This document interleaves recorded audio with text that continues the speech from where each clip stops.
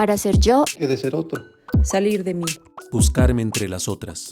Los otros que no son. Si yo no existo. Lesotres. Que me dan Plena existencia. Octavio Paz. Por la boca vive el pez. Casadito 01. Así me siguen, ¿verdad? Vamos, voy a calmarme. Sí, claro. Voy a ir durante un rato a dejar esto. Que Ay, sí, si yo lo puse allá. Sí, yo lo puse usted, solo porque usted, no, más señora. lejos. Mundo no se cabe. Nosotros tenemos más enemigos. Entonces necesito tenerlo más cerca. Estaba pensando en la papada. Levante la cabeza, levante la cabeza. ¿Alguno de ustedes sabe dónde se hace yoga facial? A propósito Ay, el otro día vi por un video, no sé si hay gente que Sí, ¿A dónde, Nerina? hay una señora, espérate, que salía en Canal 7, mi mamá lo tiene anotado. Usted me lo pasa. Sí, señora. No Pero sé si mira, está viva la pero señora, mira, no se me olvida. No contame se me una olvida. cosa, te veo muy vanidoso últimamente. Contame, digo, yo ¿Cuáles siempre son he los sido. objetivos? Que vos decís que sí, el motivo ulterior es una hormona. El objetivo Nada es más el contame doctor eso. Obón, que es mi médico de Ajá. cabecera, lo tiene clarísimo.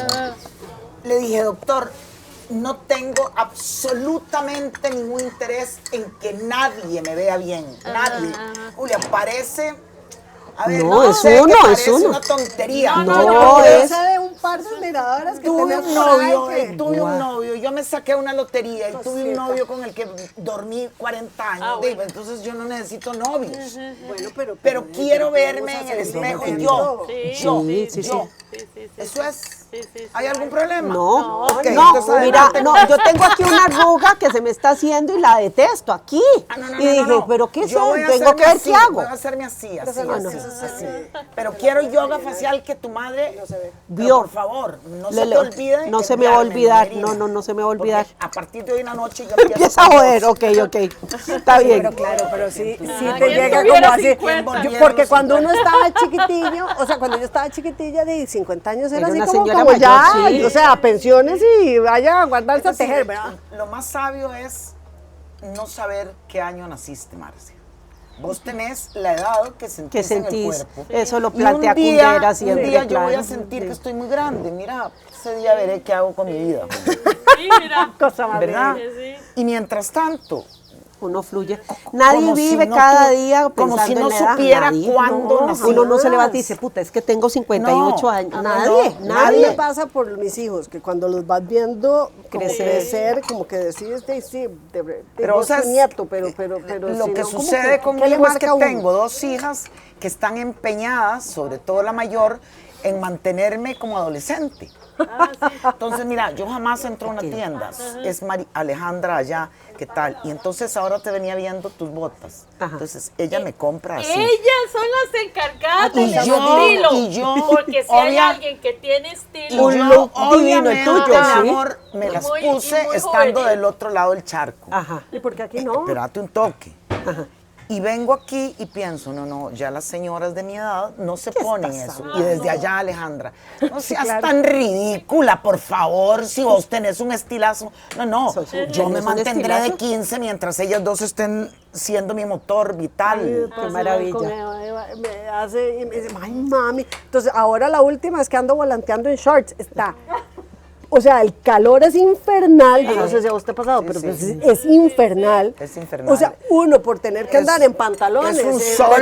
Y yo dije, a cuenta Ah, que. Y ahora soy la candidata en shorts y en tenis, además. Es un claro. sol que Y te mira, pega como... entonces todos los carajillos fascinados, la gente del partido porque te ven. Somos un reguero de adolescentes aquí. Démosle Sí. Julia, Bueno, ya tenés que me van a regañar allá donde te conté si no regreso pronto. Vamos a comenzar. Estamos muy felices de hacer un nuevo podcast de Por la Boca Vive el Pez.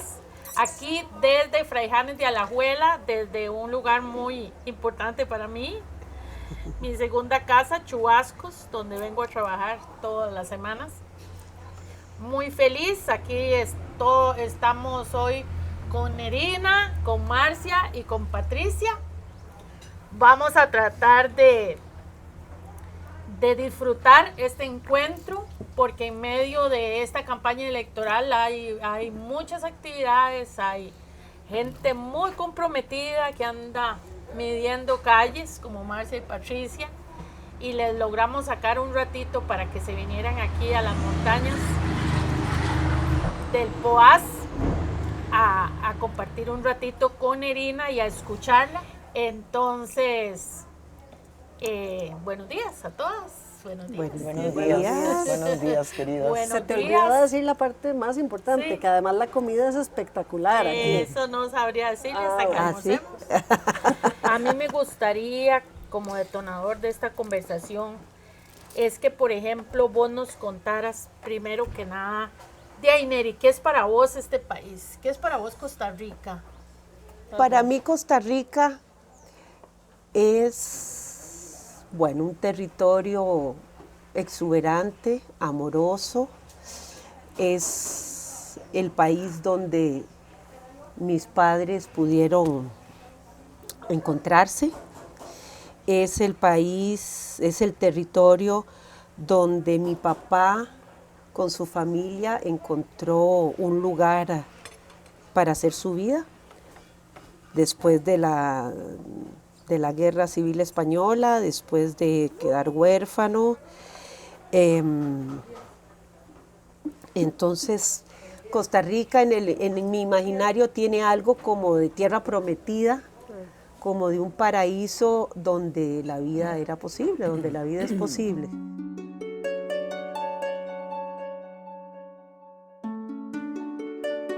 Porque mi padre llegó a este país en los años 40, fue traído por su tío materno que vino a dragar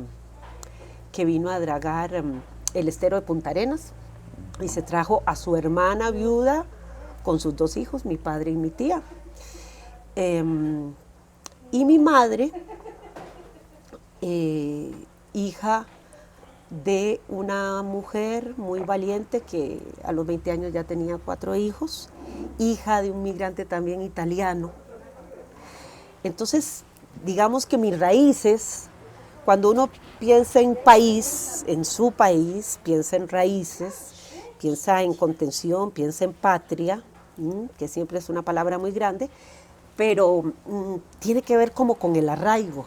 Y mi arraigo tiene una base desarraigada, sobre todo en la narrativa costarricense, que creo que ha ido cambiando, pero un poquito nada más, que es que conoces a alguien y te dice, vos sos hija, vos cómo te llamas, cuál es tu apellido, y de los Castro de dónde, de Alajuela o de no sé dónde, y digamos que yo en ese discurso no entraba, ¿verdad? O sea, no pertenecía, no pertenezco. Porque los Carmona de mi familia no son Carmona de los de Guanacaste, son unos Carmona que es mi papá, ¿verdad? O sea, el Carmona de mi familia en Costa Rica es mi papá, es mi hermano y ahora mi maravilloso sobrino Luciano. Esos son mi familia Carmona. Entonces, cuando pienso en Costa Rica, pienso en eso, en ese espacio que permite la vida, con generosidad, que permite el desarraigo, o que permitía, así lo he vivido yo, y que todavía está como debatiéndose entre la raíz y ese desarraigo, ¿verdad? Es una sensación de patria que quiere tener raíces, quiere encontrarse ahí, pero está demasiado expuesta o abierta hacia afuera, ¿verdad? Costa Rica, a diferencia de otros países, estamos con la mirada siempre hacia afuera. Siempre lo que viene de afuera es como más interesante que nosotros mismos, ¿no? Has tocado un tema que me estremece hasta las entrañas.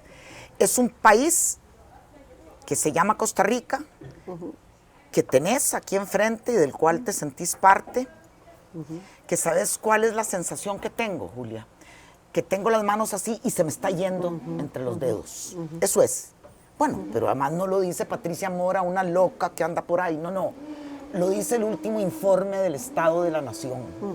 Esta es una casa común que tiene 40 años de estarse erosionando sus cimientos. Eso es, Julia. Y eso, si seguimos, es irreversible. Eso lo han vivido países de Latinoamérica. lo que tenemos, lo que hemos tenido y lo que hoy está brutalmente debilitado ante nuestros ojos, no nos lo regalaron, Julia.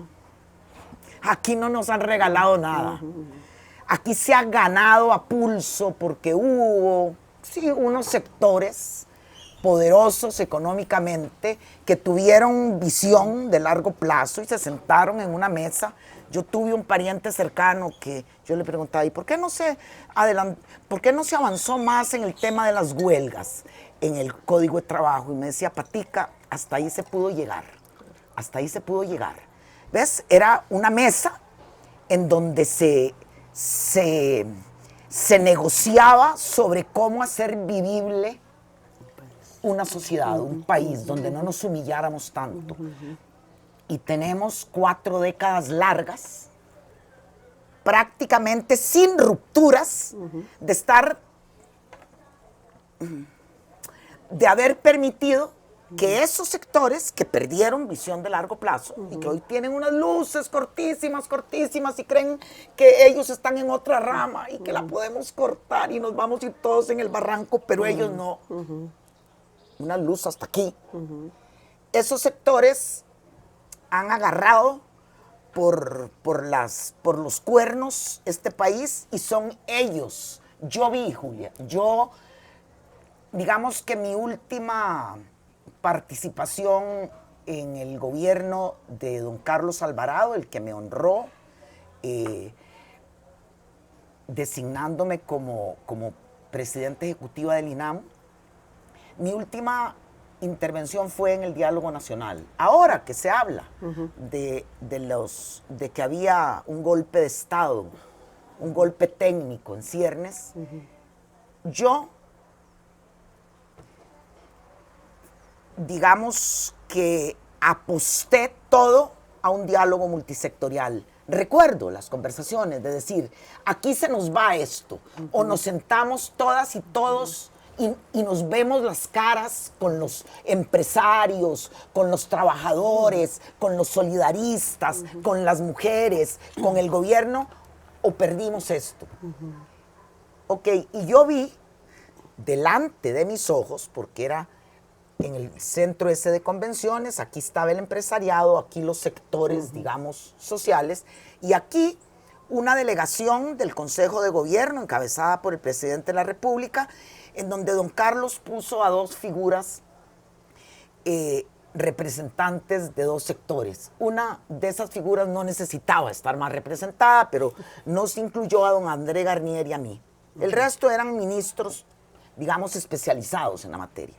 Y yo vi ponerse de pie al empresariado delante de mí cuando a alguien se le ocurrió mencionar los papeles de Panamá. Lo mencionó, no es que fuéramos a avanzar por ahí. Esos son proyectos de los cuales soy autora de varios que están en una gaveta, eso no se ha tocado. No. Y dijeron, si esto se politiza, nos vamos. Y hasta ahí llegamos. Entonces no era política lo que estaban haciendo ahí sentados. Es decir, que eso, yo recuerdo que yo se los comentaba luego a mis hijas cuando regresé. Qué curioso. A mí me habían hablado de una cosa tan clara, de cómo se defienden sin pudor unos intereses, pero nunca lo había tenido como en una foto, como en una foto. Los señores se pusieron de pie y dijeron, si esto se sigue politizando, nos vamos.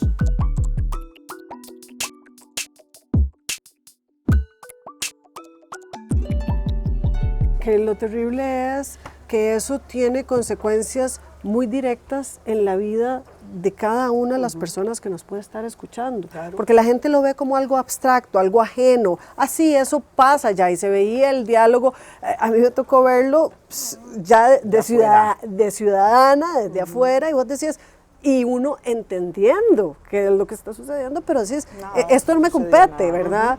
Y así se deja sentir la enorme mayoría de los costarricenses, porque entonces el impacto que tiene eso, y vos lo conoces mejor que nadie, es que entonces tenés una asamblea legislativa que se ha dedicado en mucho, lamentablemente, a socavar todo ese Estado social de derecho vía presupuestos, quitándole la plata todo. a las ayudas, cambiando ciertas políticas públicas. Sí, pues lo sabes muy bien lo que la regla fiscal está haciendo a ciertos... Y la gente no entiende de que y no es porque uno, o sea, porque no sepan o no quieran enterarse, sino porque se habla en un idioma que es absolutamente abstracto. Pero al final son esos programas, esas ayudas sociales, esa solidaridad que siempre hemos tenido, y por eso te comentaba el tema de las dos Costa Ricas, ¿verdad?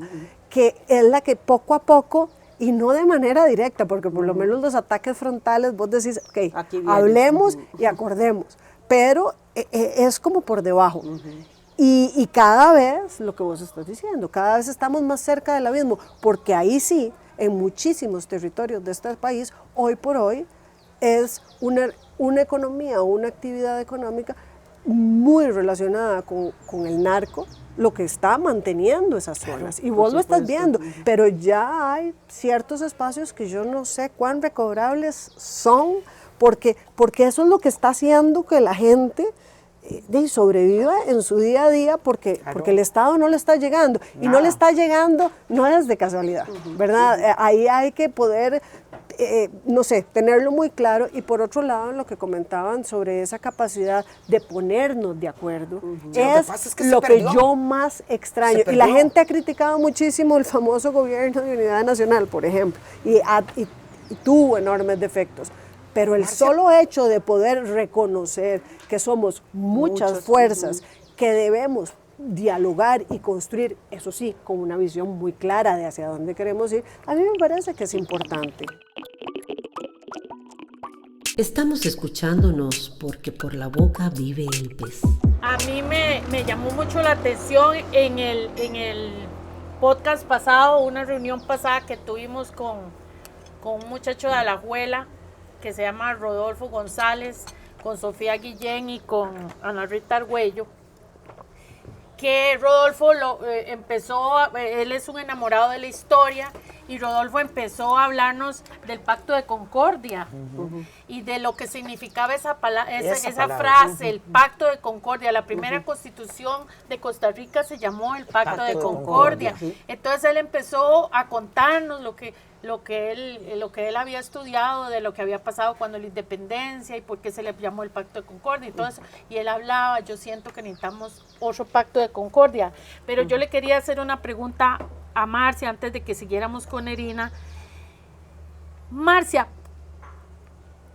estamos claras todas nosotras, las cuatro, en lo que dijo Patricia, creo que coincidimos, o sea que aquí hubo un liderazgo de país o un grupo, es decir, la gente que lideraba este país desde su constitución como república, que tuvo una visión de largo plazo y entendió que había que construir en conjunto, que había que conversar, que había que hacer muchos esfuerzos para evitar conflictos.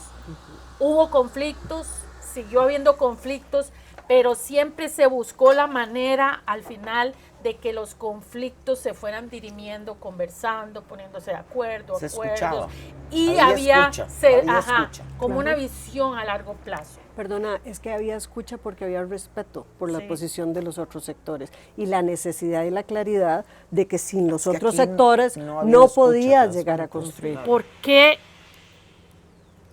se ha descuidado eso tan valioso?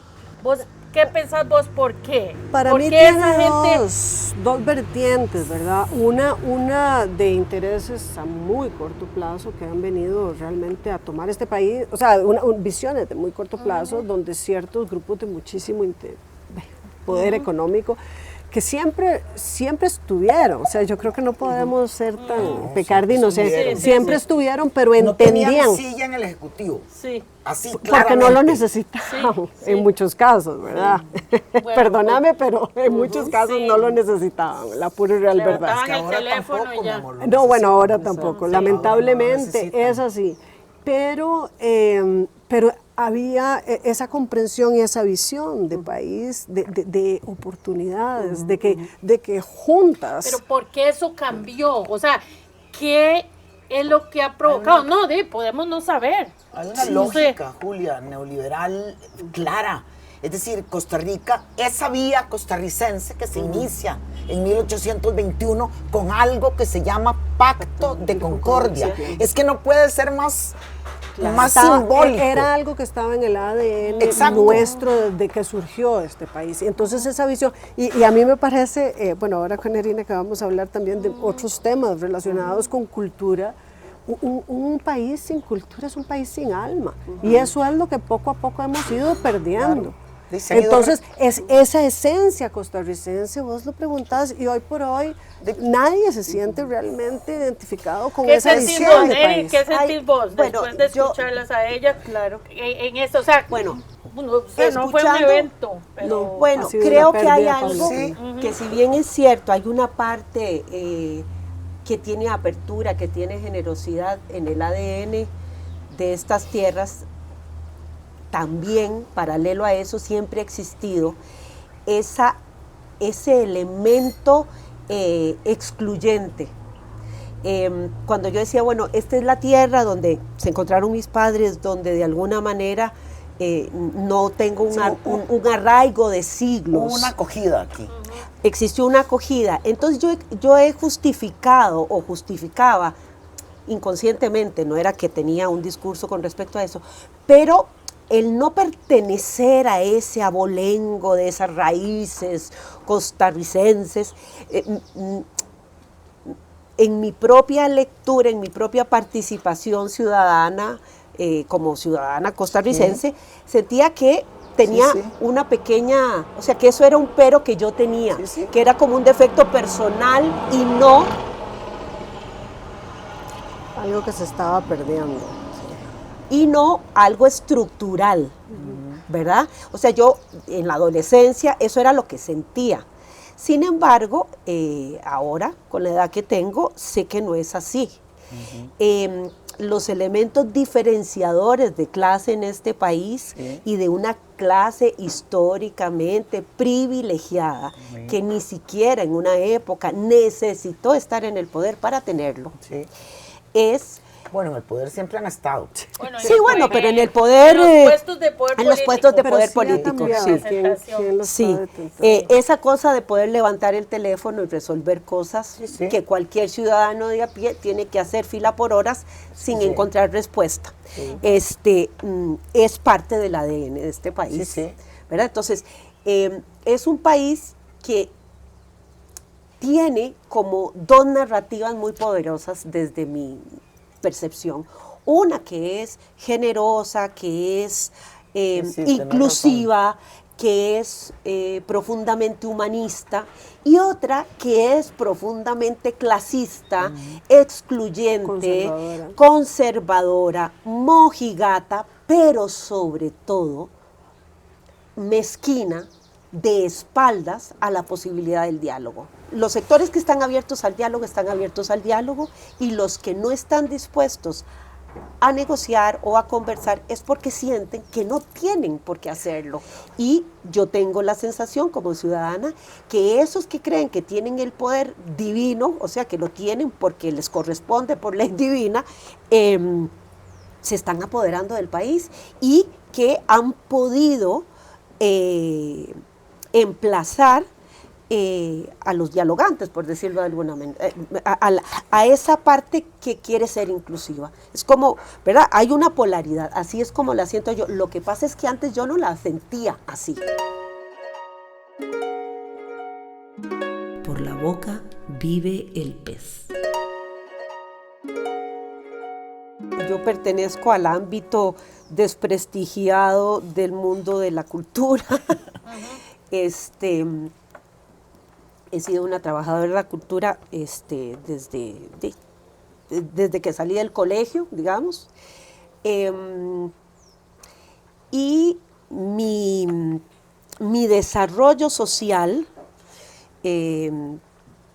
siempre estuvo vinculado a grandes eventos que sentí como míos, siendo de bien común. Cuando yo estudié teatro, bueno, yo entré a la universidad, iba a estudiar filología, pero terminé estudiando teatro, entré al Taller Nacional de Teatro,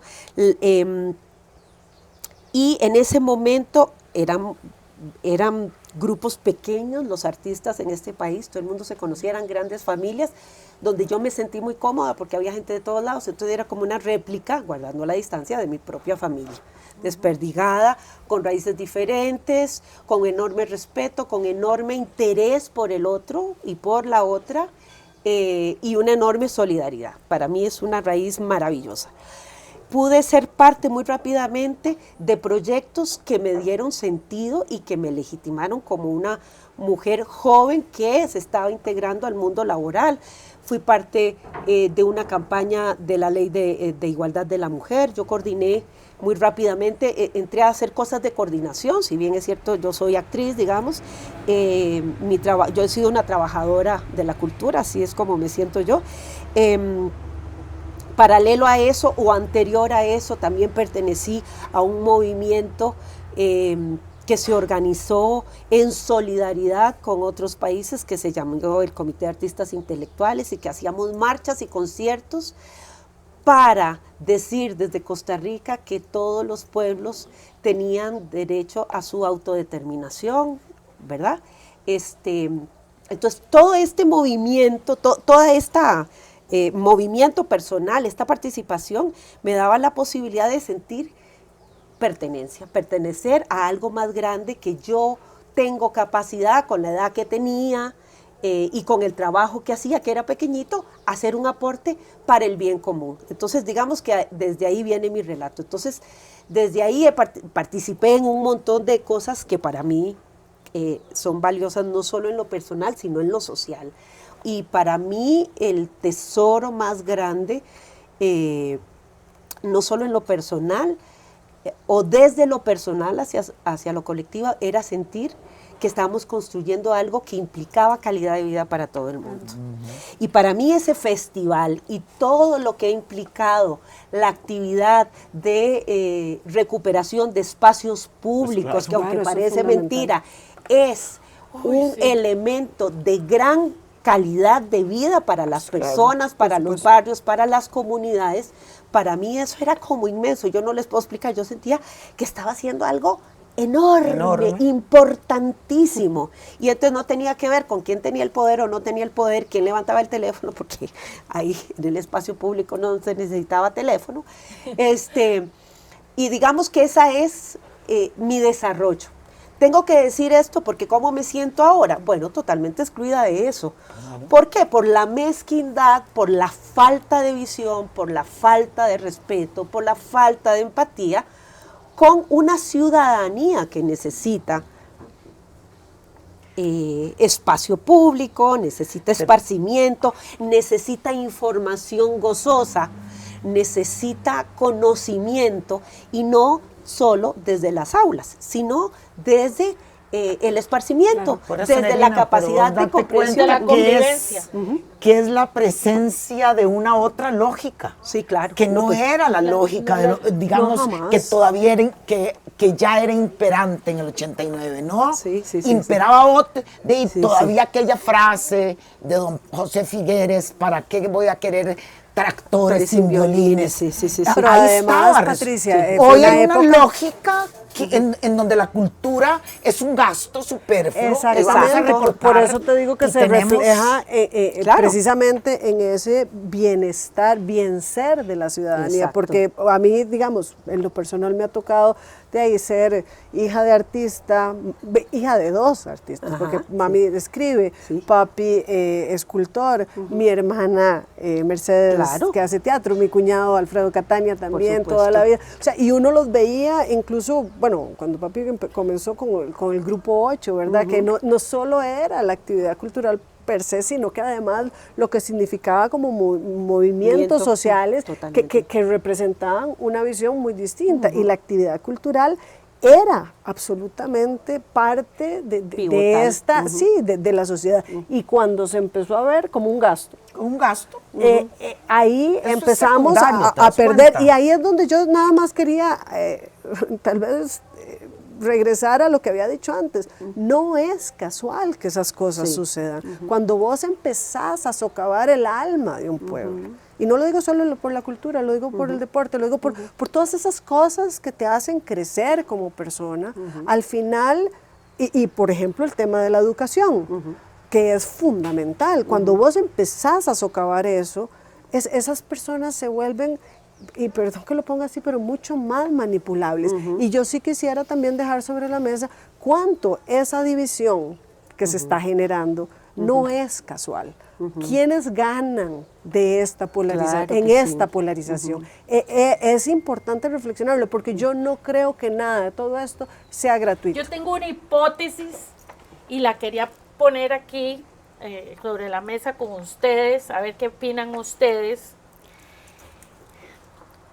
Con el deterioro de la educación que se empezó a dar, voy a batear, pero siento que es por ahí, a finales de los 70s, muchas familias de clase media y por supuesto clase alta, pero de clase media alta, ¿verdad? Bueno, para arribita, empezaron a preocuparse mucho por la educación que estaban recibiendo sus hijas y sus hijos, y empezaron a buscar opciones en colegios privados. Y una gran generación de costarricenses comenzó a educarse, siento yo, de espaldas a la vida de la inmensa mayoría de la gente, incluso aprendiendo en idioma extranjero, ¿verdad? Entonces, eso, pienso yo, empezó a generar un desarraigo, como una nueva generación de costarricenses distintos. Sí, una Súmele entrega. lo que hablamos de Solayo ahora, el gran poder que tiene el narcotráfico, que ha sido medio, hay gente que se ha atrevido a hablar un poquito en estos meses de campaña electoral del tema, pero nadie le entra porque mucho miedo. Y es Hay seriosísimo. mucho miedo. al Velo tema. Perdóname, en las pero aquí investigaciones. ha habido un antes y un después Sí. con el resultado de esa comisión instalada, comisión Ay, especial sí. instalada. Aquí hubo un antes y un después. Es una comisión legislativa investigadora que se instala y que es incapaz, Marcia, de hacer un señalamiento serio. Es decir, Y la cierran a la carrera, es o sea, decir, es una se vergüenza. pasea el narcotráfico por los pasillos de la Asamblea Legislativa y aquí no ha No ha pasado, pasado nada. nada. ¿Y qué trae Y aquí el no narco? pasa ¿Qué trae la nada. cultura del Perdóname, pero narcotráfico? además ¿Qué trae? lo llevo ¿verdad? más allá con esta situación, por ejemplo, del financiamiento de campañas, y aquí lo Totalmente. digo abiertamente, donde a mí, como jefa de campaña, me han dicho, vea, mientras ese financiamiento sea para el Partido de Acción Ciudadana, no le vamos a dar plata. Y no te estoy hablando de que si los bonos o no bonos, las encuestas, estoy hablando de la deuda política adelantada, que fue hecha precisamente para fortalecer la democracia. Bueno, pues que ya te lo la daban. niegan, porque aunque sea que tengas las garantías reales, esto, como Y le, ahora los le bancos decía del yo, Estado ya tampoco tampoco te prestan. dan. Entonces es lo que yo le decía a la Porque gente te del Tribunal empujan, Supremo de te Elecciones. empujan Te al delito, empujan a que claro. vayas a pedirle plata sin preguntar mucho. Nosotros no lo hacemos. Pero entonces ahí estás viendo los resultados. Entonces vos decís, ok, de nuevo, ¿qué es Ey, lo te- que se está gestando? Porque yo sí quisiera que alguien se atreviera a preguntarle a todos esos partidos que no tienen un financiamiento Pero, Marcia, es claro que de claro, dónde están no es- viniendo los fondos. Y así es como compras esos votos en Claro. la Asamblea Legislativa. Y habría que ver, o sea, A ver, sí, hay que sí. preguntarse quién Bueno. tiene la sartén por el mango en este país. ¿Quién? Eso es lo que hay que No preguntarse. sé, no ¿Vos- sé. vos te ¿Quién imaginas? tiene la sartén por Según el las mango? Y noticias, es clarísimo saber en quién el- la en- tiene por el... ¿quién? Esos sectores, es que, Pero, es que, Julia. perdón, yo estuve 2 años, 7 meses en el Consejo de Gobierno. 2 años, 7 meses. Si André Garnier, hombre al que respeto como ser humano, Sí. si André Garnier habló, tal vez, voy a decir yo, 3 veces, ¿para qué necesitaba hablar? Decime, Julia. Es que yo tenía que agarrar todos los martes la palabra para pegar 4 alaridos, a ver, para decir... Que te dieran pelota, claro. ¿Para qué iba a hablar André Garnier? ¿para qué? Si tenía ministro de Hacienda, tenía otros ministerios. Aquí adelante con los faroles, aquí adelante con los faroles, que aquí no pasa nada. Realmente yo tengo que decirlo con dolor, porque todas en esta mesa me imagino que votamos en una segunda. Es la única vez en mi vida que yo he votado y he ganado, la única. Sí, la única vez. Yo he votado siempre por partidos que no ganan, es que yo estaba fuera del país. Entonces fui a votar, perdón, porque había una esperanza en este país. A la casa presidencial. Exacto, pero en Julia, donde todo se fue, es decir, aquí no hubo ninguna capacidad de resistir el poder de esos grupos fácticos. Por la boca vive el pez. Yo no renuncié porque se firmara con el Fondo Monetario. No. Yo renuncié porque me parecía un irrespeto que si el Consejo de Gobierno había estado hasta las 8:30 de la noche en el Museo de los Niños, hubiera sido ese día en la tarde que era don Armando González el que salía a dar la noticia al país y a decir por dónde camina este país. No, hemos traspasado una barrera. Estamos en manos de BCT, estamos en manos de 2 o 3 juntas directivas de otros bancos, y de Javier Quiroz, de, ¿cómo se llama?, de Zamora, que está financiando. O sea, te los pongo así, no son muchos. Y lo peor es cuando ya no tenés ningún reparo en que sea así y sea evidentemente así.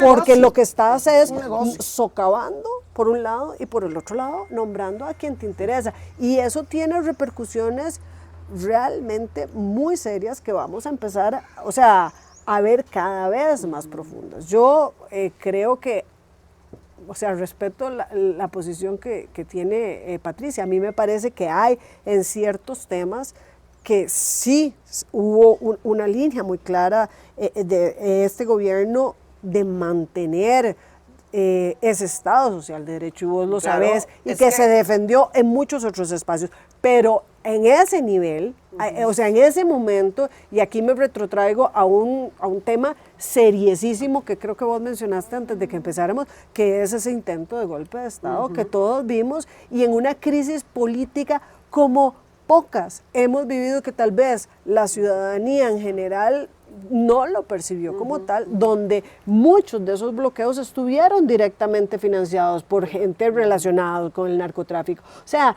no estamos dimensionando al nivel que hemos llegado y cómo. Y aquí yo siempre he tenido una excelente relación con el sector empresarial, pero es vergonzoso que la UCAEP haya salido ese día, realmente, solo le faltó anunciarlo sin ningún descaro. Entonces, fácticos que ahí están y sin descaro, pero perdón, sí me parecía importante resaltar eso, porque no es menor lo que nos está sucediendo. Bueno, Neri, Yo quiero hacerle una pregunta a Patricia ahora que estaba hablando de ese diálogo nacional, porque uno como ciudadanía y yo sintiéndome una persona que me he sentido partícipe de la construcción de un país o de una calidad de vida en la que he creído profundamente, que genera autonomía, democracia, tolerancia, respeto, etc. Yo quiero preguntarte, ¿cómo percibiste esa negociación? O sea, es que no hubo negociación. No, la pregunta no es esa, no, yo eso me di cuenta, eso estaba clarísimo. De hecho, tenía una persona del sector que estaba en la mesa y me decía, yo estoy asustada de que el presidente esté sentado todo el tiempo ahí. Yo decía, pero si es el presidente de la República, no tiene que hacer otra cosa, ¿cómo está aquí sentado con nosotros? Bueno, cosas que uno oía, porque bueno, los sectores somos así.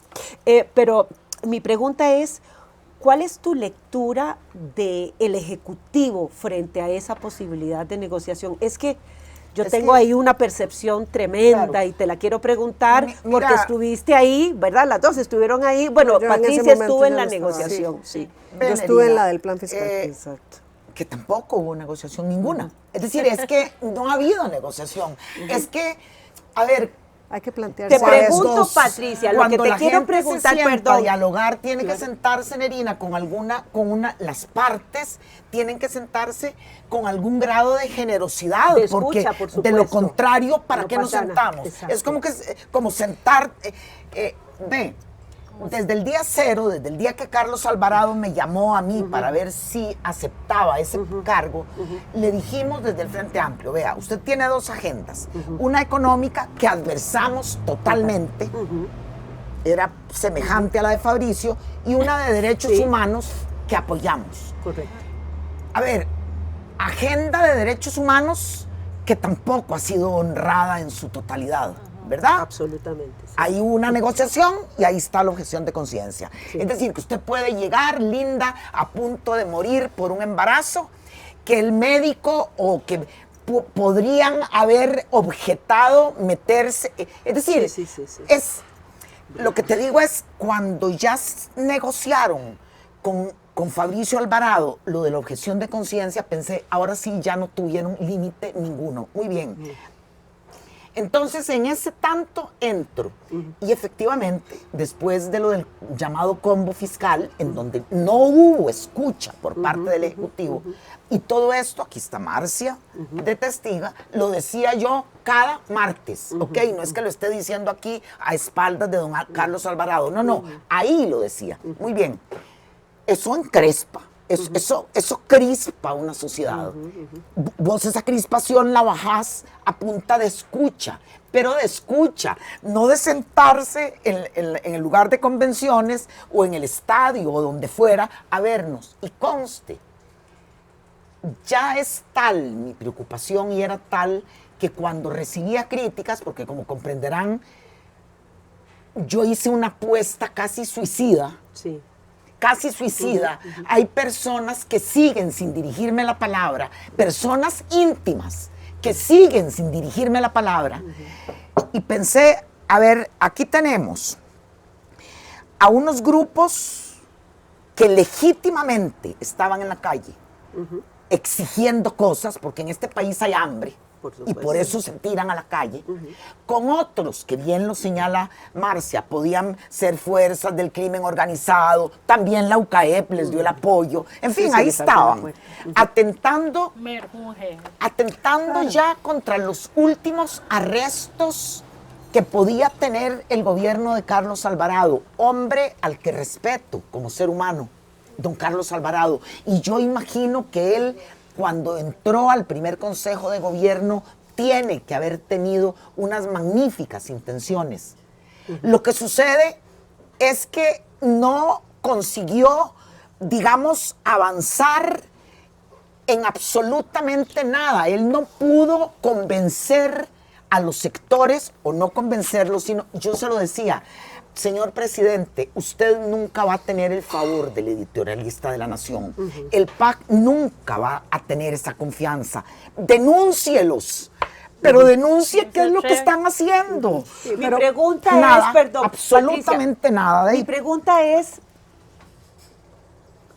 a ver, antes de entrar a ese naufragio, sí, a esa muerte anunciada, sí, por lo que me estás diciendo, era ya ¿cuál era la voluntad? O sea, ¿por qué entonces el Ejecutivo plantea eso? ¿Con qué intención? Sí, pero a ver. Me explico, ¿por qué? O sea, esa llamada a ese diálogo nacional... creo que termina imperando esos arrestos que te digo. Era un poco también ante una encrucijada en donde había una enorme crispación social, de una llamada atinada del Ejecutivo, tan atinada que la apoyé, eso sí lo voy a defender, la apoyé y me fui al Palacio, 72 horas conversando en las plenarias. A ver, yo quisiera plantear una visión un poquito distinta, porque a mí sí me parece, y aquí debo reconocer que siempre hemos tenido como partido una vocación, de hecho nos llamamos Acción Ciudadana, tratar de, y Luis Guillermo la tuvo, una vocación realmente de diálogo y de construir con los sectores. Y además de construir con la ciudadanía, tenemos que volver a esa esencia. Ahora, sí creo que en este gobierno se ha perdido y se fue perdiendo poco a poco hasta llegar a esa situación la que comenta Patricia, que de nuevo quisiera que llegara, o sea, ponernos en ese momento político, ¿verdad? Y como vos decís, también ir un poco más para atrás de el nivel de crisis al que habíamos llegado, en que ese diálogo para mí tampoco fue diálogo. Yo creo que fue más bien como poner, quitarle la válvula a la olla de presión para poder sobrevivir, porque había muchas... una estrategia de sobrevivencia o una voluntad profunda. Es que la voluntad, yo no dudo y concuerdo con Patricia que si hay un ser humano que ha tenido una extraordinaria voluntad y deseo de servirle a este país de la mejor manera, es Carlos Alvarado. O sea, a mí puede haberse equivocado, pero yo creo que, y está bien, o sea, lo que te quiero decir es que también tenés una realidad, bueno, primero con la fracción legislativa más pequeña que le ha tocado gobernar a algún presidente o presidenta en este país, cosa que le va a tocar al que viene, y no es menor, Te ¿verdad? interrumpo. Y que no estamos valorando otra vez. Bueno, pero esa es Porque una a nadie le realidad. está importando la asamblea. Claro, esa es una realidad que además te tiene que llevar a una ingobernabilidad. O sea, te ha llevado a una ingobernabilidad y que fue lo que hizo que surgiera la propuesta y la idea del Gobierno de Unidad Nacional, ¿verdad? O sea, Patricia no llegó al gabinete de manera gratuita, sino que representaba precisamente un sector que era sumamente importante y durante muchísimas discusiones fue un balance extraordinario con otras visiones. Y de nuevo reitero, pero sí creo que en ciertos momentos esa defensa del Estado Social de Derecho se hizo a pesar de que efectivamente había una negociación en la Asamblea Legislativa que te llevaba a transar cosas que estoy muy clara con las que no debieron transarse. Y por lo menos ejemplo, el caso de la objeción por lo de menos. conciencia o Bueno, algunas pero eso otras es situaciones. reciente. Pero hay muchas otras que también, o sea, sí se ha avanzado, ahí están, tal vez no todas las que quisiéramos, y aquí no se trata de hacer una apología del gobierno, lo que quiero decir, y para mí lo rescatable, porque nos hemos ido como enfocando en todo lo negativo que está sucediendo, que como bien dice Julia, creo que tenemos que hablarlo, pero creo que eso hay que transformarlo en acciones que nos lleven a que esta vez pueda ser distinto. Por ejemplo, esos diálogos, el Consejo Económico Social, que hoy está creado vía decreto, hay un proyecto para que sea un diálogo permanente, por ejemplo. ¿Por qué? Porque yo sí quisiera, o sea, tal vez no dio los frutos que uno quisiera, o tal vez en ese momento ya no había los márgenes para negociación, pero yo sí quisiera plantear cuando no tengamos la voluntad de diálogo del todo en otro gobierno. O por ejemplo, vos viste lo que se construyó, o que ustedes hicieron, vos, EPSI, con el tema de las mujeres y la violencia. O sea, en otros espacios no va ni siquiera a existir eso. Y o empezamos a construir entre todas que esos espacios puedan ser permanentes, o los escenarios son realmente difíciles, porque el diálogo va a ser cada vez más complicado, ¿verdad?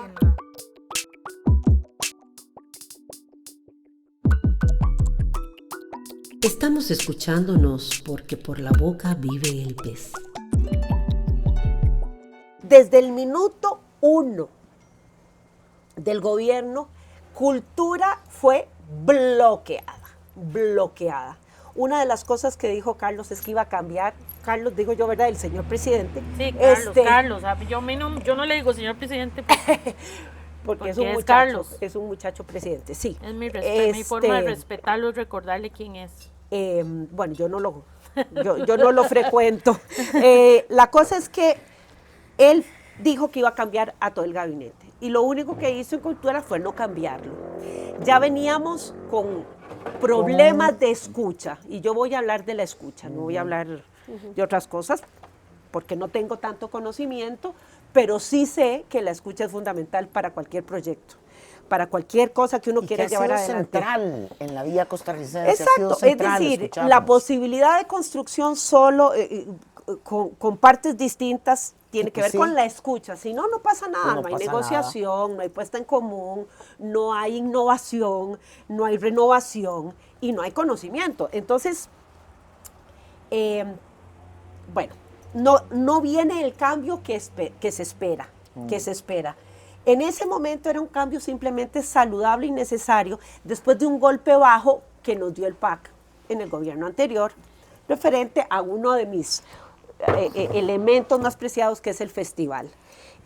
No porque sea la panacea, sino porque sí recogía la posibilidad nacional de un espacio de convergencia. Y esa construcción no fue gratuita y no le pertenece a ningún partido. Le pertenece a una iniciativa que tuvo eco en los trabajadores y las trabajadoras de la cultura y fue resonando en la población. Y no entender eso es no entender qué significa la cultura.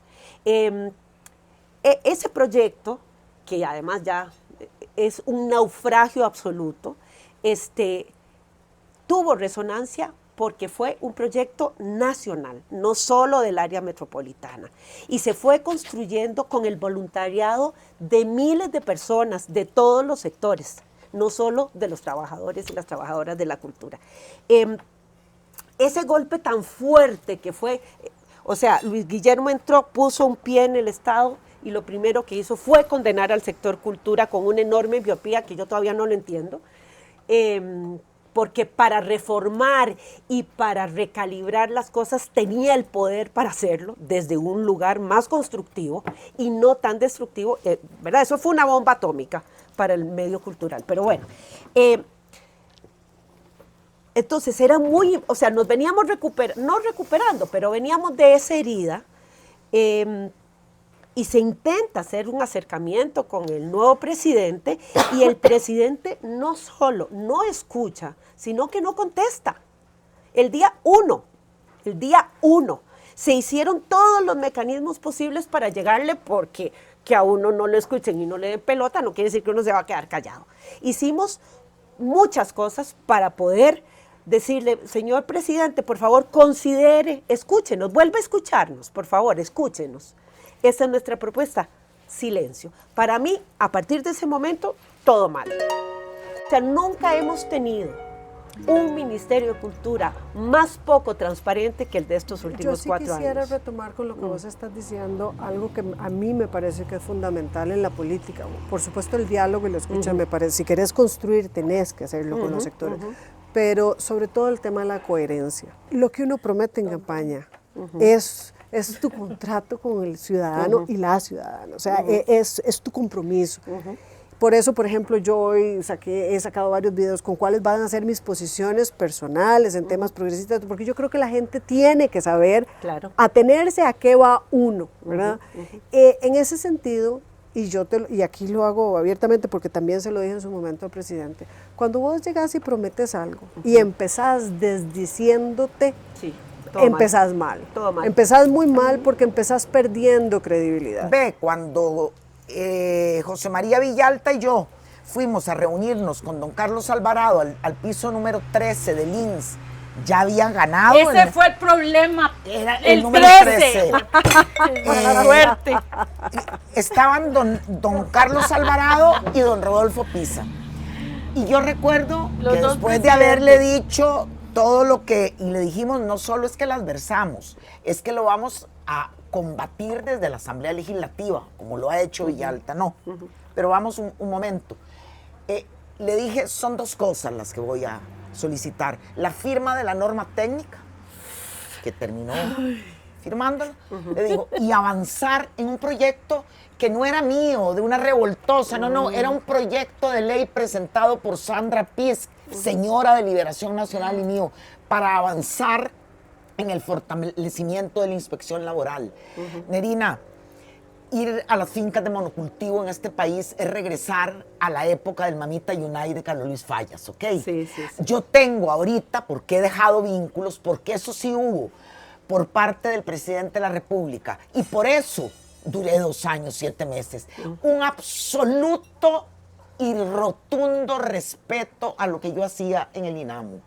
Mi último año fue visitar fincas de monocultivo para hablar con las trabajadoras agrícolas. Y ahí están, ahí he guardado los brochures que hice.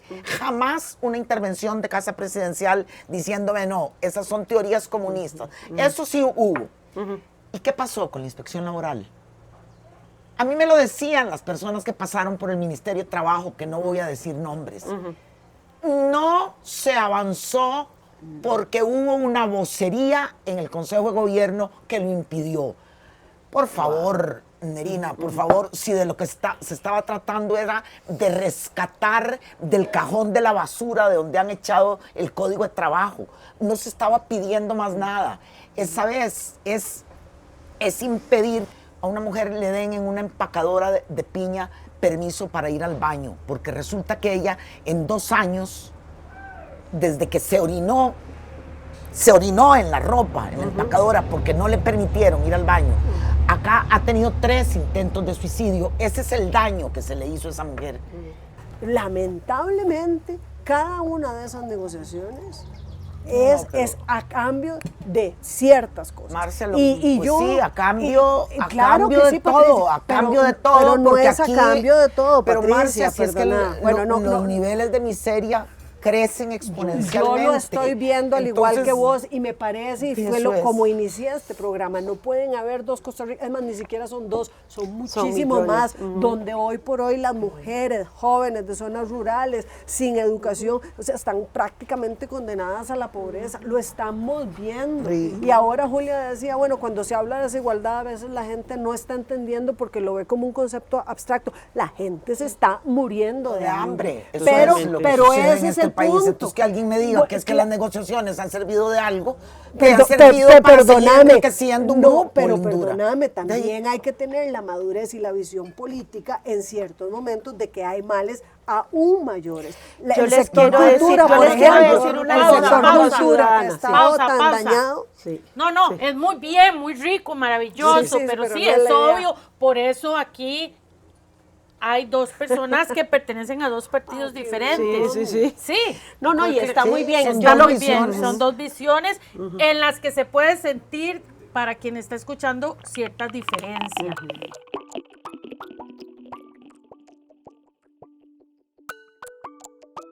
Por la boca vive el pez. Se trata no de con quién haces alianzas, Julia. Se trata de cuánto cedes en esas alianzas. Es que y si te sentís demasiado presionada, lo denuncias. Vean, yo quiero hacer esto, pero hay sectores no me dejan hacerlo. Julia, necesito el apoyo de ustedes. Mire, necesito presión de ustedes. Es como si me hubieras oído, preguntáselo a Marcia. Yo de un momento a otro levantaba la voz y decía, pero ¿por qué no dicen? Sí. Pero era una recomendación a las personas. ¿Sí? ¿Por qué no lo decían? ¿Por qué no dijeron? Si nosotros enviamos otro plan fiscal y resulta que Unidad y Liberación impusieron esto, pero que lo dijeran. Estamos escuchándonos porque por la boca vive el pez. Creo que si fuéramos 3 hombres en estas mismas circunstancias, que el escenario estaría muy tenso o sea, sería muy distinto. Y estarían ya a punto de darse unos de pichazos entre todos porque creo que es totalmente diferente. No, es que, a ver, para mí es un gran privilegio estar hablando con Rocío ustedes. Aguilar, hablábamos de ella, pero un segundo porque vos estabas enfrente para lo que voy a decir. Un día hubo un consejo de gobierno fuera de la ciudad. Eso somos las mujeres también. Y ahí entonces hubo un momento en que estamos sentadas, recuerdo que se tocó algún tema que a Marcia le afectó directamente, cosas emocionales, y te paraste y te fuiste un momento y nos quedamos, Rocío y yo, imagínate vos, y en eso vimos que lo que compartíamos era nuestro estado civil, las 2 éramos viudas, y hubo una conexión. Sí. Hubo una conexión. Claro. Hablábamos del estado emocional en ese instante por una conversación que se había desarrollado de Marcia. Éramos 3 mujeres interesadas en el equilibrio emocional de la otra. Sí, eso es así, Julia. Sí, eso es así. Las Sí, mujeres, así es. por lo general. Sí, nos es conectamos. otra Yo por eso manera creo de en el se poder de las mujeres. Nos Yo- conectamos, claro. nos conectamos. Sí. Para mí es lo que hace En falta, general. pero Pues claro. tampoco. Y Pero sabes, desde no una conciencia sabemos- plena. Estamos escuchándonos porque por la boca vive el pez.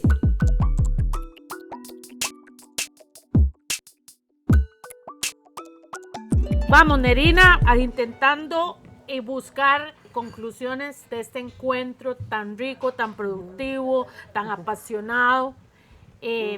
¿Cómo hacemos para compaginar esa visión política que vos tenés con respecto a este país, con tu vida cotidiana, con lo que vos sos hoy, con tus anhelos, con tus preocupaciones y también con tus frustraciones, ¿verdad? Que las hay.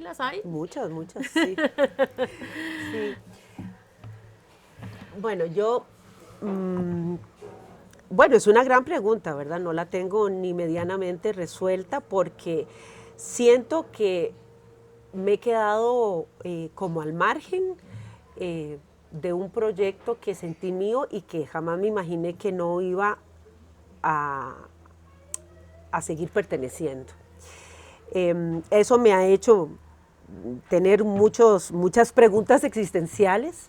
Y recuerdo gente que dice que cuando uno es actor o cuando uno es actriz, uno nunca deja de serlo. Y es como, bueno, es como el atolillo con el dedo, eso es bonito, como un sentido identitario, pero la realidad es que cuando la dinámica de un medio se va desbaratando, pues realmente el espacio deja de existir. Yo sigo sintiéndome una persona del mundo de la cultura, creo que sigo siendo una trabajadora de la cultura, pero tengo en este momento otras prioridades urgentes de mi edad, de mi momento vital, que tienen que ver con la salud de mi padre, con el acompañamiento a mi madre, con lidiar con la caja, con encontrar un punto de equilibrio para que la vida de una persona adulta mayor tenga dignidad, tenga un buen tránsito, respetuoso, no impositivo, contra mal y con todo ese tipo de cosas que hace que la gente entre en otro estado. Y sobre todo como una mujer de mi generación. He acompañado muchas luchas que no son directamente las mías, he sido bastante solidaria y sigo sintiendo que la gran deuda de otros sectores sociales sigue siendo el acompañamiento de las mujeres. No siento que hayamos realmente conquistado espacios que nos permitan la dignidad, una vida digna y plena. Ya decir plena ya es una palabra enorme, pero que tengamos la posibilidad de transitar como ciudadanas de primera categoría la vida.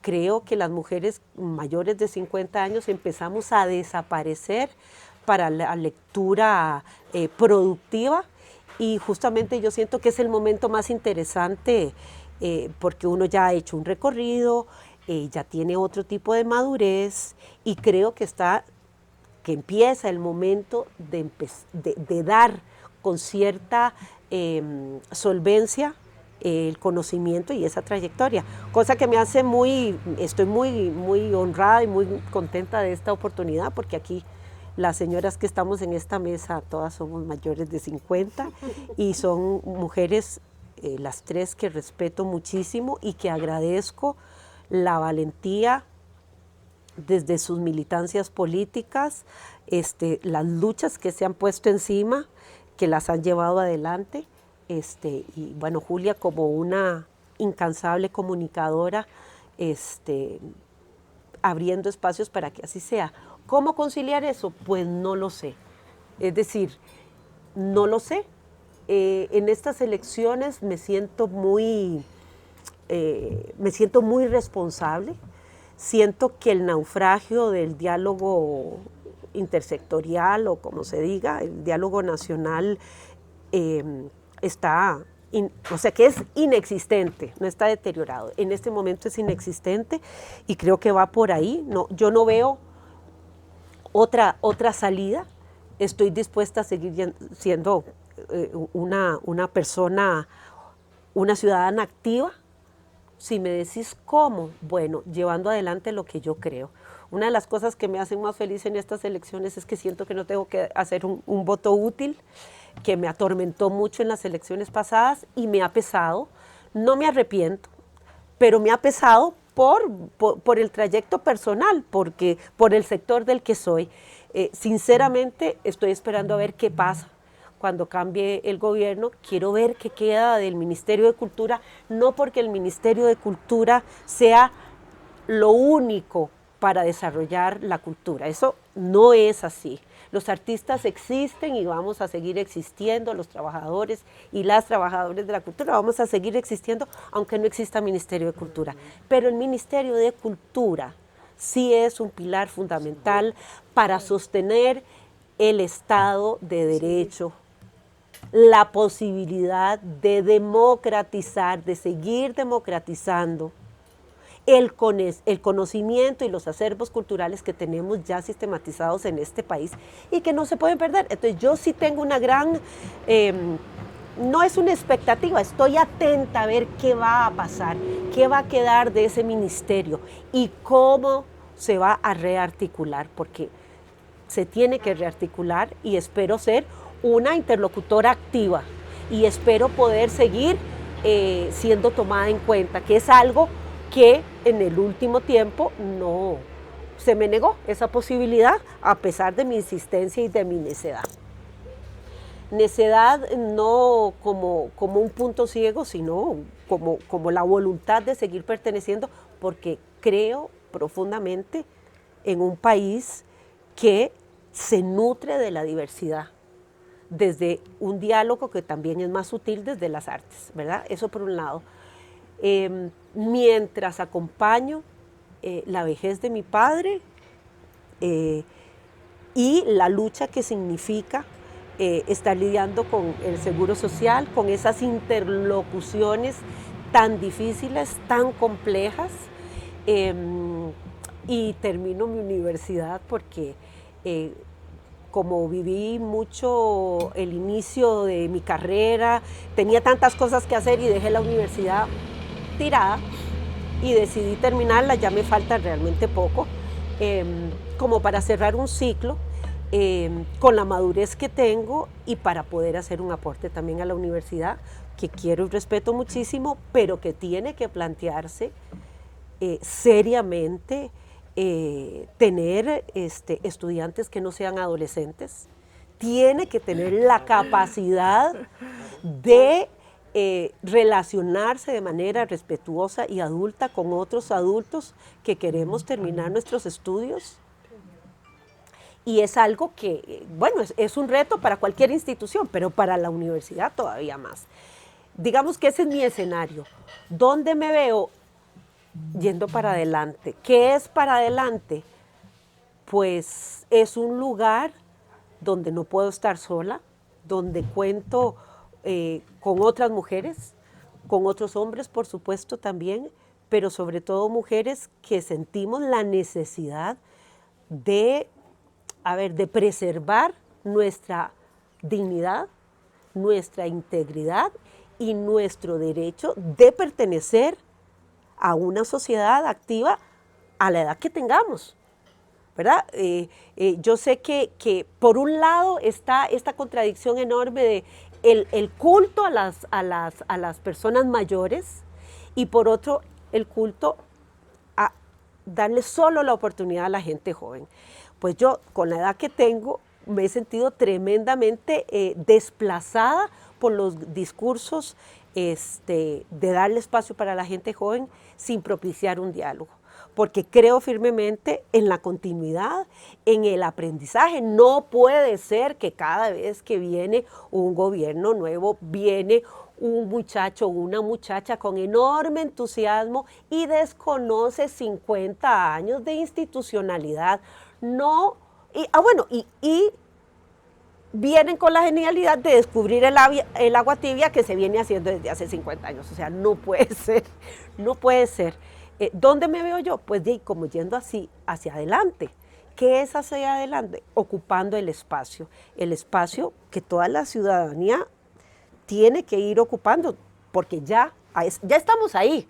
Lo que pasa es que lo que quiero es que tenga dignidad, que tenga calidad, que yo pueda tener una interlocución con jóvenes y con más viejos en igualdad de oportunidades. Es que eso, parece que es un discurso vacío, pero yo siento que todo eso está amenazado. Me preocupa profundamente la posición de vulnerabilidad que se ha evidenciado de las mujeres jóvenes. Me impresiona muchísimo. Y no quiere decir que nosotras, por ser mayores, no tenemos no corremos ese mismo riesgo, ¿verdad?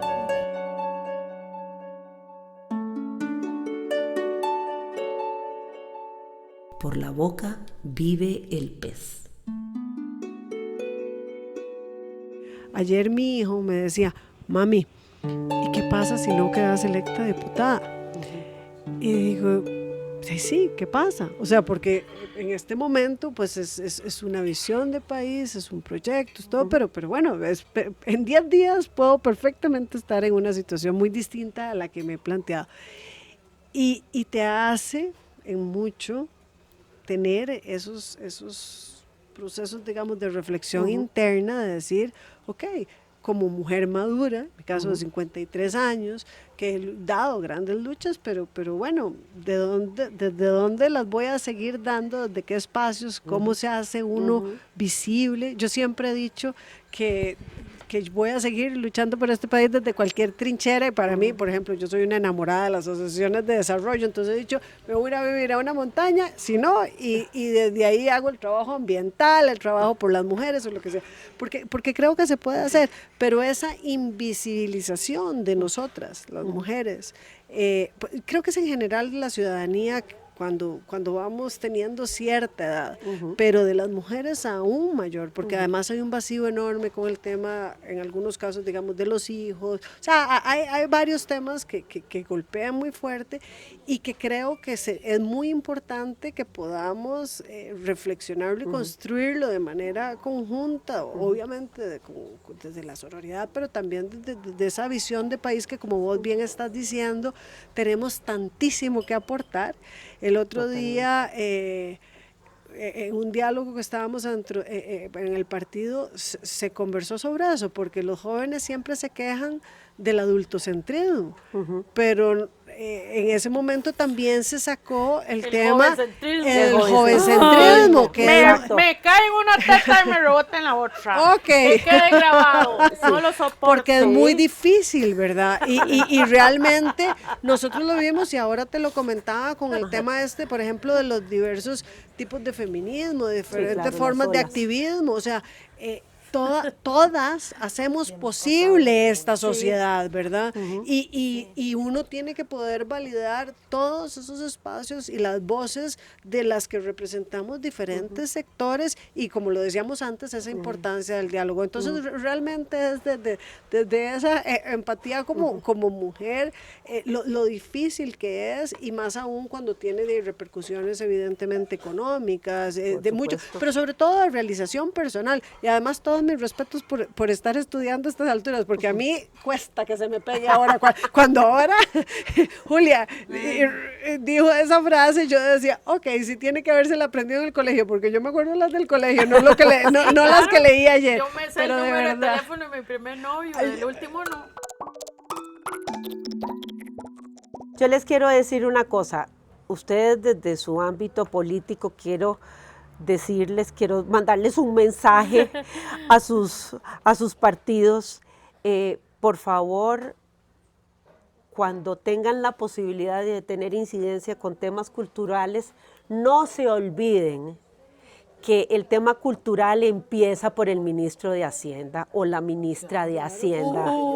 Se los pido, por favor, defender y sostener un rubro que es el presupuesto de cultura, es lo primero. Y después dejen los figurines, porque en este país no hemos salido de las herencias culturosas del cargo de ministro o de ministra de Cultura. A mí me parece que eso es lamentable, porque la cultura se hace en equipo porque es su naturaleza. Entonces, no es la cabeza más visible, sino es el equipo con el que se rodea, la mejor cabeza que pueda escuchar y articular.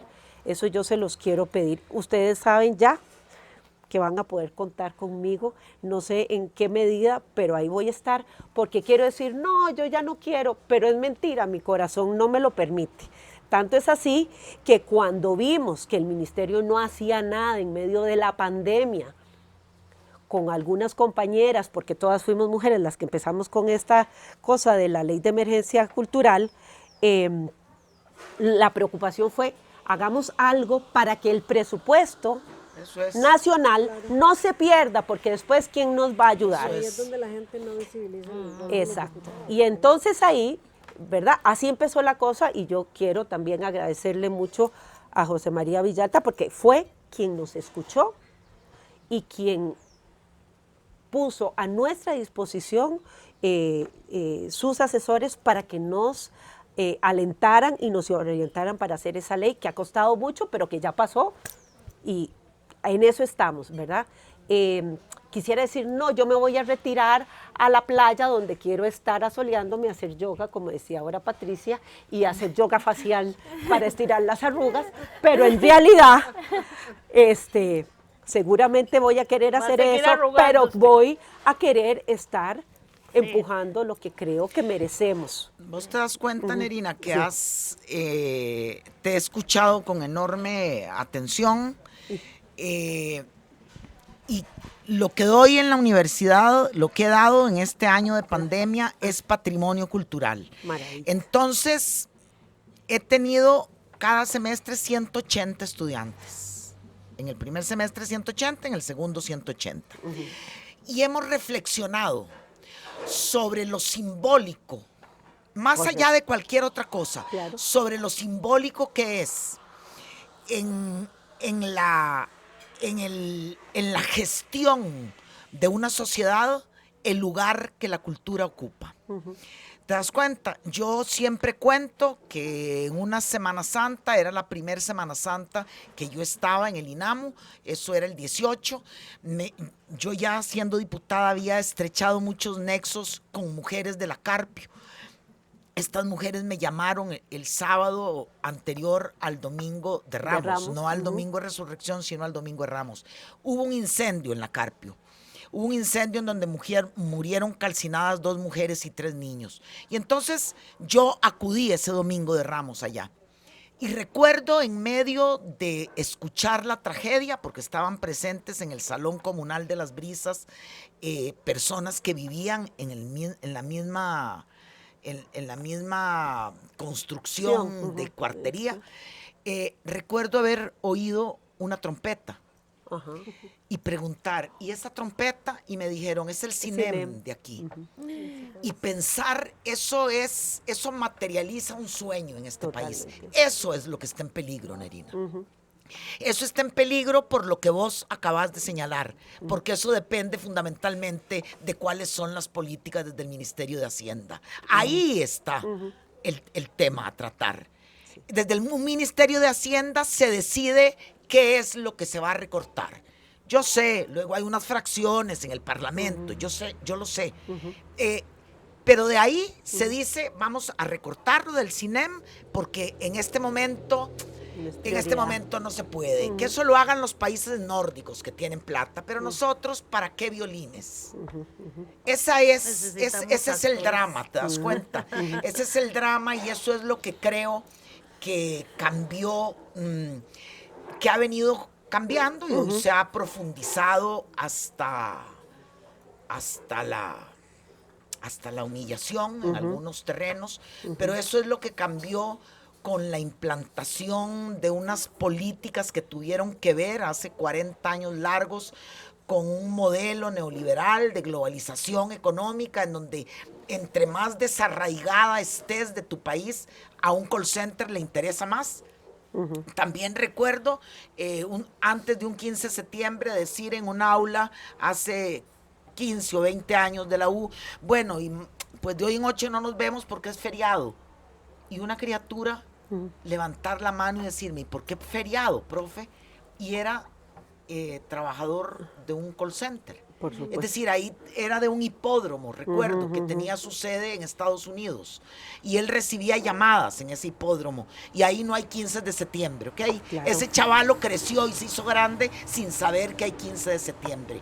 A eso tiende una globalización con estas características. Y creo que eso es lo que hay que detener. Hay que decir, a ver, un minuto al ministro de Hacienda. Un minuto que aquí habemos voces que vamos a decidir a ver si regresamos a nuestras raíces o no. Me parece que es muy, muy simbólico el que nuestro centro de conversación haya tenido que ver con lo que sucede en el sector cultura. Precisamente, y coincido plenamente con lo que Patricia está diciendo, que me parece que hay dos elementos ahí fundamentales, y es un proyecto de una vez, y me encantaría que lo trabajemos juntas, que quiero promover, que es la misma, para evitar precisamente que toda esa gestión cultural dependa de lo que un Ministerio de Hacienda defina o no defina, es el promover que se haga el mismo esquema que se utiliza con los comités cantonales de deportes, pero con cultura, y que podamos destinar de los presupuestos municipales precisamente a generar esos comités cantonales de cultura que vengan no solo a promocionar, sino que acerquen la cultura a la ciudadanía en su cotidianidad. Si nosotros no visibilizamos y no generamos esos recursos y esa cercanía, ese trabajo, vamos a seguir perdiéndonos, ya sea o porque no hay recursos o porque la persona de turno que esté en el ministerio no tenga la visión para hacerlo. A mí me parece que es fundamental esa construcción a lo largo y ancho de este país. Y otro factor que me parece también fundamental, y ahí sí lo viví muy de cerca en el Ministerio de Justicia, y Patricia también lo ha vivido, es el tema desde la prevención. O sea, lo que uno ve que pueda, y que tal vez lamentablemente y que juega la cultura, la educación y el deporte, ¿verdad? Es fundamental, no hemos encontrado nada más que lo sustituya. Entonces, también quienes nos escuchan entendamos el rol que tiene a largo plazo, no solo para el desarrollo de nuestra sociedad, sino, por supuesto, además desde un punto de vista de seguridad, de oportunidades y de la construcción del país que queremos. Entonces, sí, decirte que, bueno, desde la trinchera en que esté, ya sea la Asociación de Desarrollo de la Montaña, no sé, bueno, aquí me puedo venir cerquita de este lugar tan divino, o desde la Asamblea Legislativa o el espacio que yo esté, que ojalá que podamos construir juntas, porque yo creo que es fundamental el que podamos tener esas visiones, esa visión inclusiva y de construcción donde todas sumamos, si no, no lo vamos a lograr, y siempre lo he dicho, si no es realmente uniendo a la mejor gente. Esto hace mucho dejó de ser un tema de partidos políticos. Esto se trata de las personas que queremos sumar, que queremos servir y sacar adelante al país. Así que cierro, pues evidentemente poniéndome a las órdenes y pues esperando que construyamos muchas cosas de aquí en adelante. Yo quiero decirles una cosa.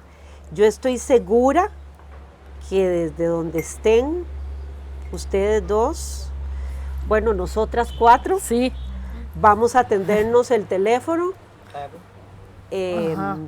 porque creo que la comprensión de la vida y de la política y de la articulación social es distinta desde la mirada de las mujeres, y les agradezco mucho yo esta conversación, y no tengan la menor duda de que las buscaré donde quiera que estén. Gracias a vos.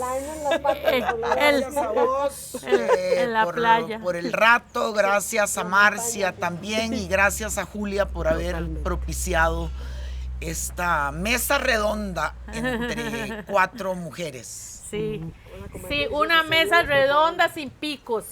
porque en los picos se esconde basurilla, en cambio en lo redondo queda todo fluye. limpiecito. Qué lindo. Muchas gracias, de verdad, de verdad. Ojalá que esta conversación tuviera mucho alcance. Vamos a preocuparnos de divulgarla mucho para que mucha gente las escuche, ustedes tres. Pero si tuviera el alcance de 300 personas, maravilloso. Y que ustedes dos, tan ocupadas en estos momentos que son tan álgidos, tan tensos, hayan venido hasta aquí a una hora de viaje, que hayan destinado estas horas, o sea, les agradezco profundamente, mucho, mucho, mucho, de verdad, de corazón. Vos sabés que algún compañero hoy cuando venía subiendo me dijo, mira, sé feliz allá arriba. Y efectivamente dio en el clavo. Nos hemos despegado un momento de la cruda realidad y estamos a punto de entrarle a un almuerzo con una enorme compañía y en medio de un paraíso que es este lugar. Muchas gracias.